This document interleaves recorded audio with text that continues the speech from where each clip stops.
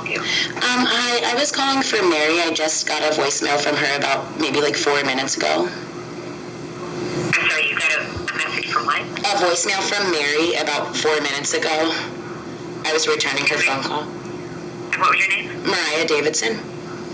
Hold on just a moment, please. Okay.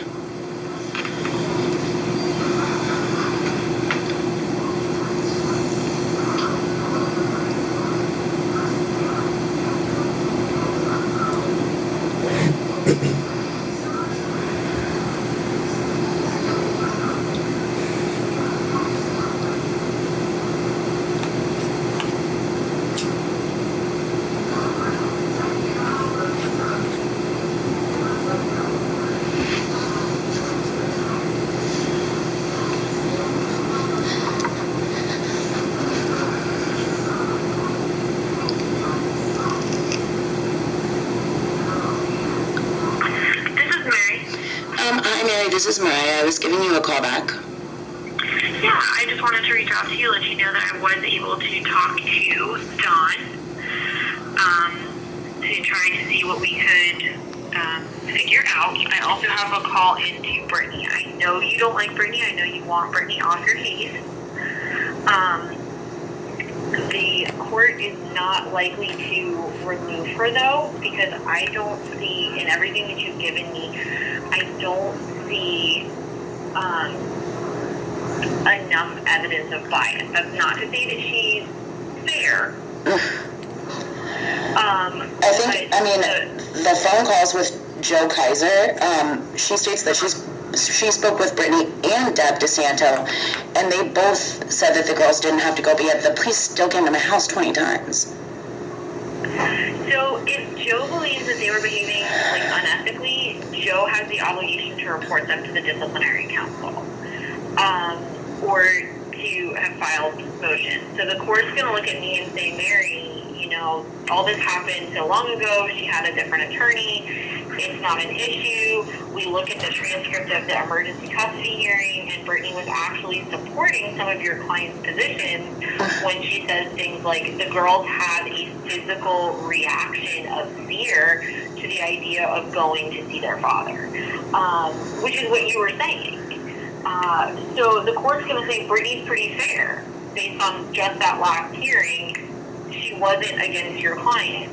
She may not have been completely accurate. She may not have been, 100% on your side, but she didn't go in there and say, Mom is completely crazy.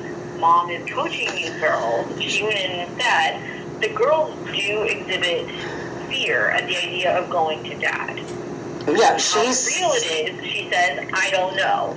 Because the one time that I saw them, while they were afraid when they got there, it only took them an hour.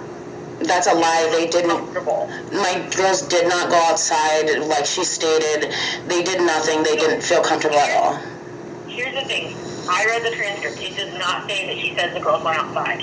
It says that they were relaxed and playing. That's what she stated at court. They changed everything completely around. The words and everything, I promise. It's ridiculous. So, based on the transcript, she doesn't say outside, okay? So, if you're telling me that the transcript doesn't reflect what went on that day, that's a completely different issue. And I would have to take that up with the court reporters. It didn't happen. None of that. She specifically stated, Mom said no about the library visits, and Dad was all for it. And then the transcript stated that Mom was hesitant. Well, I have a text message right from the girls' counselor stating that I was the one that was more than willing to, and I actually had asked her if I could go meet her at the library with the girls so we could show them so Maddie didn't have anxiety. And Brittany stated completely different. Okay, so that, the court would have expected you to address that by having those text messages that day to say to her, well, I did. I asked if I could share my evidence, and the judge told me no. I said, can I please share my evidence? I had my laptop there. I had everything. I've gone prepared more than enough. Okay, I've said 1,001 things. I know exactly what is happening. It's just, everybody is literally biased because of Deb DeSanto. She's made everybody literally biased. It's insane. Well, so I reached out to the Guardian because, so here's the thing. If you tell me to file the motion to remove the Guardian, I will file that motion. I just want you to understand, I don't think we would succeed with that motion. So, to some extent, that's a waste of your money to pay me to file a motion that isn't going to succeed based on the evidence that I currently have. That doesn't mean that my opinion won't change, and I won't recommend we do that as we go forward. Okay. On what I have, I don't think that that's the best use of your money right now. Okay, I'm not sure if you listened to the phone call from the nurse at my children's school, basically just asking me about Mariana and Madeline, and not even giving any regard about my other children at all, and that's because of Brittany. Literally, everything was perfectly fine until she started invading my life. This is insane. I'm not kidding. I've never felt like this in my life. I didn't answer your phone call because I was on the phone with my psychologist. I meet with a psych doctor constantly. Nothing is wrong with me except for the fact that they're trying to take my children away from me. And I am a mom. I love my children. We've gone through too much. I have to listen to my 7-year-old daughter tell me, Mom, will you bring people back alive? And I say, no, honey, because you can't bring her father back alive. Okay, my children have dealt with enough. I'm done with dealing with this for over a year. Over a year, Deb has tried to do this illegal stuff with every lawyer that I've had. Barry stating because of the opposing counsel, because of comments that the opposing counsel had stated he was not able to defend me in court. That's illegal. And I've asked to share my evidence. I'm threatened with a strike motion on something that's so important. I literally just got an interim mailed to my house stating that Brittany's worried about my mental health.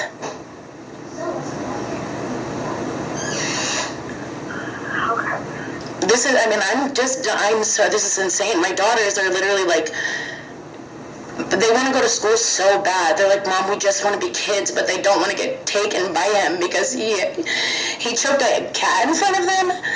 That's in the medical records. Brittany ignored all of that. I subpoenaed these clinicians to the courts so they could speak at that emergency hearing. And they were told they were not allowed to enter. I don't know what else to do this is, I don't know, I just feel like it's insane, and this is like a Twilight Zone, and it's like, this only happens in the movies. So, I've reached out to Brittany to see if I can get her to support kind of the plan that you and I talked about, where the girls will stay with, your sister, so that they can attend school and they can, see how the girls are with Dad without you present, since that's their accusation, so that they can see that it's not you, but the girls are still safe. Right. So I reached out to the Guardian because in the transcript, the Guardian seemed to suggest that she didn't think it was a good idea for the girls to be placed with Dad. It's not a good idea. My daughters have been with me since the day they were born. I've taken care of everybody by myself. When he abandoned his 2 daughters, I took care of 5 children. Okay? And I stood up every day for my kids, and my kids have what they need. I've never had one bad conference for any of my children at school. I've never been called during the day by one of the teachers to say that my children have done anything bad at school. My children are fine. We're fine. Yeah, and I'm not in any way trying to suggest otherwise.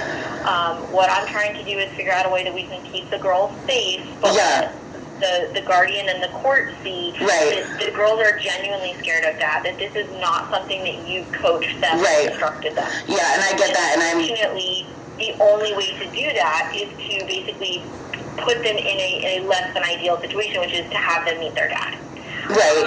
And so, kind of trying to find a way to make that work, to let them attend their regular school and do those things, I think the Guardian will probably get behind that idea. Okay. Which means we have to leave you as school placement, but we have to place the girl living with a family member. And I'm going to suggest your sister because I want somebody that you're comfortable with, that that at the same time the court won't say, oh, there was mom, she's just continuing to coach them, we're basically rewarding mom for violating. No, and you have no idea how happy I would be if that would be the outcome, I promise. Like, that's all I want is for them to just leave me alone. And, like, I'm done, I didn't do this.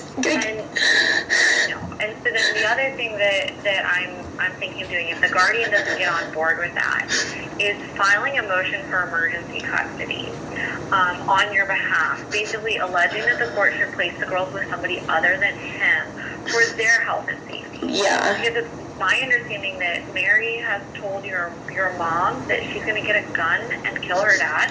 Yeah, if she's supposed to go over there. And that's certainly not something that we consider healthy or safe for a child. He has assault rifles. If the guardian won't get on board with me, then I'm going to file the emergency motion and basically ask the court to place the girls with somebody other than you or dad. Okay. Just so we can get them the help that they need and get them back on that even. Right. And I think that's why I said I'm not relying solely on the guardian's good graces here. I do have a backup plan of filing an emergency custody motion. Okay. To change that, and if we have to take that to hearing, then I will resubpoena all the people that you had come in, the clinicians. Any text messages and things like that you haven't already sent me that you were trying to show the judge, I want those. Okay. And then I will basically be prepared at that hearing to go forward. Because I do agree that there is a problem. I mean, I even talked to my law partner about what could possibly have happened that would have made Judge Gill behave the way he did. Nothing, except for them being like... He was wrong. It was. It was so wrong. So there was no evidence taken in that hearing. It was all lawyer. I asked them if I could see evidence. I know you did. And then I was arrested. And this is so not fair. Like, my kids just want to live their life. Right. It was very difficult. So I would do that. I would also, if we have to file an emergency custody motion, I would also file what's called a motion for an in-camera interview, which is basically where I would ask the court to talk to your girls just one-on-one. Well, the girls and the judge. Yes. You're not there. Dad's not there. Okay. But to do that, so the judge can hear from them exactly what's going on. And that's what I want. Right. So that's just a motion that we have to file to make that happen. The court has to, when asked to do an in-camera, they must make that in-camera interview. So that would be my position. Listen, this is how we need to handle this. We need to give the girls kind of their day to have their voices heard. Yes. If the guardian won't get on board with figuring this out and starting us on a process, I think that certainly some of your fear and your frustration and your concern is that it's like they just jumped. They went from 0 to 100 on you. They didn't go 0 to 10 to 15 to 20 to 30. Right. They just went 0 to 100. You have no idea how shocked. Terrifying. Yeah, when that happens. I don't even know how to react. My daughters are like, Mama, please, promise me you're going to do whatever you have to do. And I'm like, I don't know what to do because my kids have to go to school. I don't want to do this. And that's just it. I don't want them to get a truancy notice. Yeah, no. Happen. So that's why I've reached out to the guardian. I'm going to see if I can't get her to get the girls in school, to get these, fears allayed. Would she support kind of basically temporary emergency custody to, your sister, but leave you with residential parent for school placement purposes so they can attend their regular school, so that the court can get that kind of a baseline of, okay, this isn't you coaching them, this is their genuine position, and this is based on what's happened to them. And see if we can't get this shit back on the right track. Right, yeah, and I would greatly appreciate it. At the moment, my son was really scared to even go into his school because he knew that the guardian, the lady from the court, had gone there because, the girls, obviously, they know who the lady from the court was when she came to the school asking them questions. Well, has your mom ever said anything about the court system? Has your mom, how do you know this? And how, just saying all these off-the-wall questions. Like, they knew, so my son is terrified. So I spoke with the superintendent, and we're going to definitely stay in the Hilliard area, but I think we're just going to switch schools, but stay in the same district. Okay. Just for, the comfortability, like, I definitely know you're going to have the address and all of that stuff. But I feel like them just not having to deal or worry with that is going to be best for their education. Okay. So, yeah, I mean, I guess, kind of let me know what school they would be going to and that sort of thing. I know that for a lot of these districts, once you're in the district, you can kind of move amongst schools within the district without having to change housing. They just call them in-district transfers. And I know that some districts will allow that. Some districts won't. Some districts will actually make you move. I know the housing market, though, is crazy. Oh, yeah. If you're not moving houses, you're just changing schools. I just need to know where you're going. Yeah. In terms of what school. So, if we're going from Heritage, to one of the other ones, that's fine. Yeah, that's what we're going to do. The superintendent said that we could do the transfer request, given the fact that, I let her listen to the call with the nurse, and, she definitely sensed that it wasn't okay, that it just wasn't okay for them to be getting in between a custody dispute or whatever the situation. So she definitely is going to allow me to submit that request, but I will definitely let you know as soon as I find out for sure. Sure. So yeah, like I said, it's good for me to know, hey, if we need to change schools and things like that. Certainly, at least for the girls, the twins, I would like them to stay in the same school that they were at last year if that's possible. Right. Even though I know that it can be a little difficult with, comments the guardian has made and things like that, to feel like you're getting a fair shake. But I want them to have, their friends around them. Yeah, Maddie's best friend. Her best friend is like so destroyed. His mom has called me every single day, and he's like counting down the days when Maddie's supposed to come back to school, and Maddie's gonna come back to school, and I'm like, Mary's friend has I can just see on my camera, Mary's friend comes and knocks on the door every day after school so she can come play, and we're not home, and it's just destroying my life.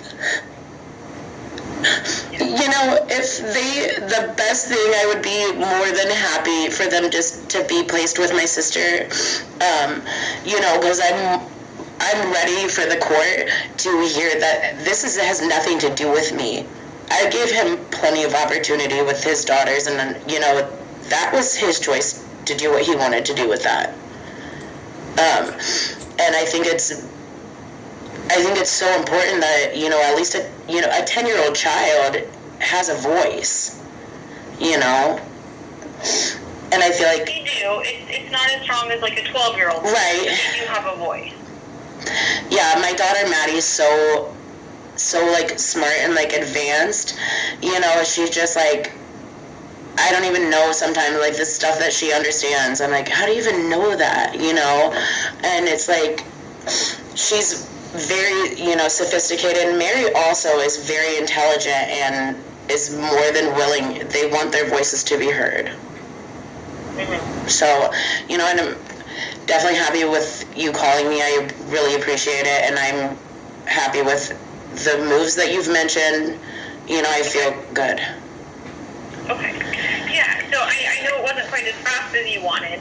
No, I just panic. I freak out. Yeah, but I don't like to waste my clients, money and time by calling them, okay, nothing, still playing phone tag. So John and I even traded calls today before we were finally able to connect. Yeah. So, certainly we are working. Like I said, I've called, I left a message for Brittany to call me back, so that I can try to get going on that and, keep the case moving. Yeah. Unfortunately, if Brittany's in trial this afternoon, she's not going to get back to me until tomorrow. if she calls when I happen to be in a hearing, you know, then I have to call her back. Right, yeah, I get it. I definitely get that. I just, you know, I'm like, every day that gets closer to, like, the court hearing that we were supposed to have on the 27th with a magistrate, it just, like, makes my heart beat really fast every time I, like, wake up. Sure, and so Dawn and I also talked about that, because right now the criminal warrant is tied to a cash bond. Yeah. So you can technically go in, post the bond, and leave. Okay. So one of the things that he and I are talking about was, if I can get Brittany to back a change, and we change the order so that you're no longer violating a court order. Right. That could, that would help him to resolve the criminal case. And again, you could just go in, pay, I think it's $1,000 is the 10%, and walk back out. I think they lowered the bond. It was like $30,000. Now it's like $10,000. Right. So to get out, you only have to post 10% of the bond amount. So you would only have to post $1,000. Oh, dang, that's a lot. $1,000 bond. So it's a 10%. So he and I were talking about that, and then he and I also talked about, okay, if I can't get the guardian on board and I have to file this emergency custody, and, you know, they set it with the other stuff because they like to do that, what is the game plan that he and I have then to make sure that when we show up for the hearing to have the girls heard and things like that, they don't just arrest you and give the girls to him. Yeah. And so, so I'm trying to map out, okay, how do I prevent that worst case scenario from happening but still get you and the girls heard by the court? How do we get rid of this criminal thing without jeopardizing our position in the juvenile case? How do we keep the girls safe without sending them to, all those things? Do you think it's best to do, go and pay the bond and then, do that? Because if that's the best, I will. Well, so Dawn and I talked about that because I asked him that. I said, well, listen, if she just goes and she pays the bond, then she's out, and okay, we can do our hearings, and then we don't have this warrant hanging over her head. What would be what would be the downside of doing that? Because I don't do criminal law up here. Right. I've done criminal law in 10 years. I was a law student in Florida, and so I asked him that question, and his comment to me was, well, okay, she pays the bond and gets out. If she doesn't give him the kid, then the next thing that's going to happen is the prosecutor is going to allege that you're violating the conditions of the bond, which always, in addition to the cash, say that you need to comply with valid court orders. Right. And so then they'll do a bond revocation hearing, and then at that point the judge will say, okay, fine, give up the kids or stay in jail until you do. And we don't see any reason to trigger that and make that happen. If there's a way around it, like, for example, getting the order changed.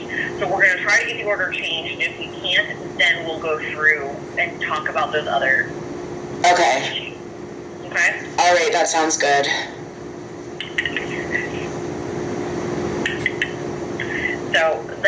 So we're trying to map this out for you. Right now it's a little bit nebulous because I haven't heard back from the guardian. I don't know if I can swing her around to our position this quickly. If I can, I think that's the best bet, is for us to get that order changed. Yeah. Then you can go in, do your cash out bond. We have a new order that you'll comply with. We move forward. Yay team, we're getting the case back on track. The girls are not with their dad, they're in a safe place, they're going to school, things are looking up. Yeah. If we can't do option A, then we're going to talk about options, B through Z until we find the right one for you and your family, okay? Yeah, and ideally I would love nothing more than him to finally step up and be there for them as a father, and invest the time. It's not always about buying every single thing for your child. I've invested so much love and time into my children, and we've been fine. We've had a good life. My children have never wanted for anything, I've been able to give them definitely what they need. And that's certainly got to be one of the most frustrating things about your case is no one's actually saying that you're a bad mom. Yeah. Which sounds crazy to hear me say that. Like, we're taking your kids from you, but you're not a bad Isn't that crazy? It sounds crazy. It totally sounds crazy. And all I could get from it was that whatever happened at the July hearing with Judge Gill, Judge Gill was mad that you didn't do something that she told you to do at that hearing, or you did something that she told you not to do at that hearing. And so it reads like she literally took your kids from you to punish you for not following a court order, which is not what it's supposed to be. Yeah. That is supposed to be handled by a contempt proceeding, not an emergency custody. Right. So I certainly am concerned that that's how it went down, and I certainly would make those arguments. But the bottom line is, like, it's just nuts. Yeah. And without talking to, Brittany and talking to the magistrate and even talking to the judge myself, I can't really tell you why it's that crazy and out of control. So certainly my first priority is to fix it. My second priority is to figure out why it happened. I can deal with not knowing why it happened as long as I can fix it. Right. And yeah, I'm definitely at that point, for sure. As long as I can fix it, I don't care why or what. Right. We just need to get it fixed. Right. And that's certainly what we're working on. And I wanted you to know that I am working on that and kind of give you, okay, here are the plans that I have in motion right now, having talked to the criminal attorney and understanding where they're at, and where that case is. Because, like I said, I have another case, similar facts. No warrant was issued in that case. So it's interesting. So that's why I wanted to reach out to him and make sure I knew exactly where your case was, and then reach out to the guardian and see if I can kind of move things into a better direction, kind of by agreement, and then we can kind of start really pushing things, or if I have to take some of the other options. So okay. Once I hear back from the guardian, I will reach back out to you. And we will talk about our next steps then, okay? That sounds good. Thank you so much. I appreciate you calling. Yeah, you're welcome. Alrighty, we'll talk soon. Thank you. All right, you're welcome. Bye.